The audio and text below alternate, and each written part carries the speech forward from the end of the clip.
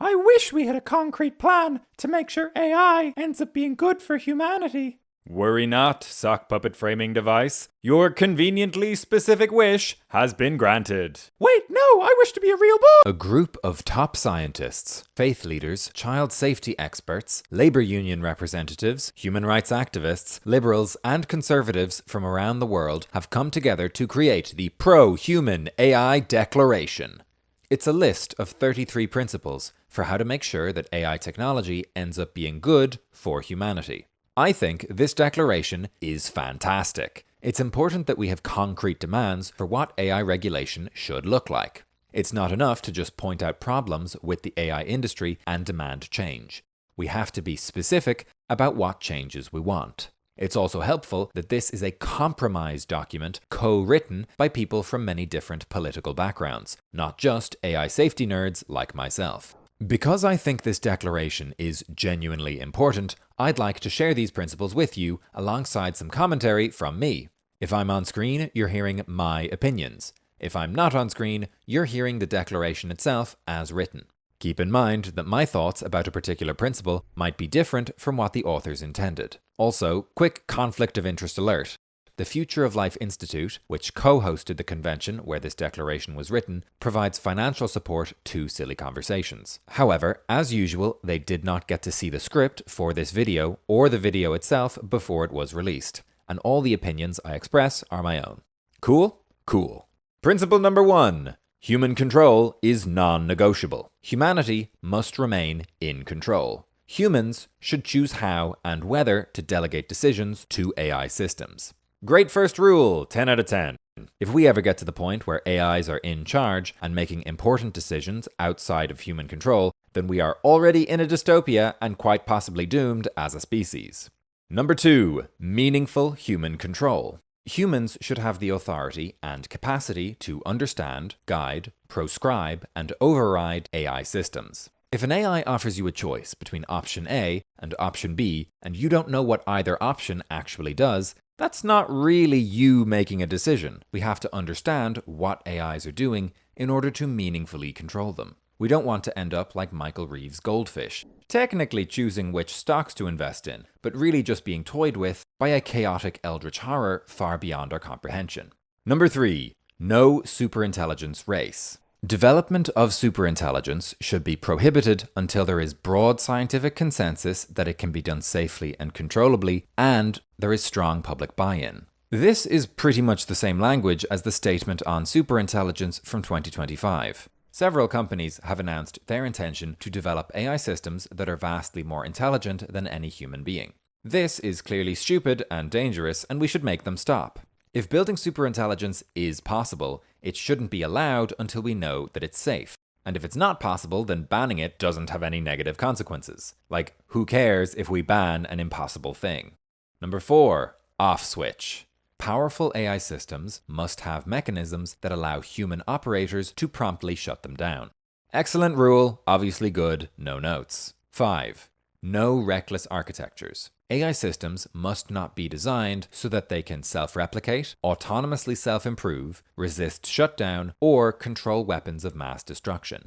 You might think this rule is so obvious that it doesn't need to be said, but many tech companies are actively trying to develop self-improving AI systems as part of their race towards superintelligence. AIs that can improve themselves autonomously without any human input are particularly dangerous because they might exceed human-level intelligence without anybody noticing. Also, some large language models have already been observed trying to self-replicate and resist shutdown in lab settings, which is, alarming. 6. Independent oversight. Highly autonomous AI systems, where controllability is not obvious, require pre-development review and independent oversight. Genuine authority to understand, prohibit, and override, not industry self-regulation. If I want to process eggs for human consumption in the United States, I have to follow a comprehensive set of safety rules, guidelines, and regulations that protect the public from egg-related harm, which is mostly food poisoning. That includes inspections of my factory by the Food Safety Inspection Service, the forced destruction of non-compliant eggs, and even prosecution if I break the egg safety laws. Of particular importance is the Egg Products Inspection Act passed by Congress in 1970. Now, this might be a controversial statement, but advanced AI systems could pose a greater danger to the American public than eggs. So advanced AI systems should have to face at least the same level of independent oversight from regulators as eggs. 7. Capability honesty. AI companies must provide clear, accurate, and honest representations of their system's capabilities and limitations. Certain AI company CEOs, Sam Altman, keep overhyping their products so severely that it's becoming difficult to tell whether any new model actually represents a real breakthrough. As a society, we need to know what these systems are really capable of. Number 8. No AI monopolies. AI monopolies that concentrate power, stifle innovation, and imperil entrepreneurship must be avoided. Super powerful tech lords strangling their competition and undermining democracy, bad. Entrepreneurship, good. Innovation, good. Democracy, good. 9. Shared prosperity. The benefits and economic prosperity created by AI should be shared broadly. AI companies claim that in the next few years, all white-collar jobs will be replaced by AI agents, all blue-collar jobs will be replaced by robots, and all artistic jobs will be replaced by generative AI. That's kind of all the jobs, except maybe for politician and AI company shareholder. And look, I sincerely hope that these tech companies are wrong or lying to hype up their products. But on the off chance that they are telling the truth, we should probably make some contingency plans for what the tax and welfare system would look like with permanent 99% unemployment. Because that could get very dystopian very fast. Number 10. No corporate welfare. AI corporations should not be exempted from regulatory oversight or receive government bailouts. It's interesting that AI companies will simultaneously claim that they are inevitably going to revolutionize our society and win capitalism, and also that the tiniest bit of regulation will crush them completely like itty-bitty bugs. If AI is as important a technology as they claim it is, it needs to be regulated. Number 11. Genuine value creation. AI development should prioritize solving real problems and creating authentic value. Google DeepMind created AlphaFold 2, a Nobel Prize-winning AI model that genuinely advanced science and medicine by solving the protein folding problem. Google DeepMind also created NanoBanana 2, an AI slop image generator that is, at best, a low-effort marketing tool, and in practice, an endless font of fraud, misinformation, and deceit that is slowly destroying the visual arts. Dear AI companies, more AlphaFold, less NanoBanana, please. 12. Democratic authority over major transitions. Decisions about AI's role in transforming work, society, and civic life require democratic support, not unilateral corporate or government decree. Big decisions about the future of humanity should be made democratically, not by whichever tech bro wins the AI race. This seems obvious to everyone but the tech bros. 13. Avoid societal lock-in. AI development must not severely limit humanity's future options or irreversibly limit our agency over our future. Imagine if Elon Musk or Sam Altman builds a superintelligence and successfully aligns it with their own personal moral system. We want to avoid a situation where humanity is then stuck with that moral system forever because the superintelligence is not open to being reprogrammed. A perpetual dictatorship of the beliefs of Elon Musk does not sound like a fun future. 14. Defense of family and community bonds. AI should not supplant the foundational relationships that give life meaning: family, friendship, faith communities, and local connections. AI girlfriends, AI boyfriends, and AI friends in general are bad. These products exploit human loneliness and mental illness for money, and they replace the real human connections that form our society. And once lifelike humanoid robots become widely available, you might even have the joy of sitting next to your cousin's new AI husband at Thanksgiving. What a fun future that will be. Number 15. Child protection. Companies must not be allowed to exploit children or undermine their well-being with AI interactions, creating emotional attachment or leverage. AI toys that talk to children already exist. They are techno-dystopian nightmare fuel, and they should be banned outright. Number 16. Right to grow. AI companies should not be allowed to stunt children's physical, mental, or social growth, or deprive them of essential experiences for healthy development during critical periods. Children need friends, not friend GPT. 17. Pre-deployment safety testing. Like drugs, chatbots must undergo pre-deployment testing for increased suicidal ideation, exacerbation of mental health disorders, escalation of acute crisis situations, and other known harms. We now know that AI psychosis is a real thing, so AI companies should be running scientific studies with an external regulator like the FDA to assess if their new models will cause or encourage mental illness. We do it for medicine, we can do it for chatbots. 18. Bot or not labeling. AI-generated content that could reasonably be mistaken for human-generated must be clearly labeled as such. I cannot fathom anyone actually opposing this principle in good faith. It would literally solve most of our problems with AI misinformation, and it has basically no downsides. Tools like SynthID can already apply invisible digital watermarks to AI-generated content when it's made, and social media platforms can already use those watermarks to check if an image is real. This information can then be shown to social media users, slowing the spread of misinformation while still allowing AI-generated content to exist. Legislators need to pick a digital watermark standard and make it legally mandatory for all AI content generators and social media platforms. Number 19. No deceptive identity. AI should clearly and correctly identify itself as artificial, non-human, and not a professional, and it should not claim experiences it lacks. You know when you call a customer service helpline and you're talking to a robot and it's clearly a robot, but it keeps insisting that it's not a robot and it won't let you talk to a human and you feel like you want to peel off all of your skin? Yeah. AIs impersonating humans is already frustrating when you know it's happening. But if the technology continues to improve, it will eventually become impossible to tell who's a real human and who's a bot online. This would be extremely damaging for the internet, democracy, and society itself, so we should require AI companies to make their bots identify themselves as bots. Number 20. No behavioral addiction.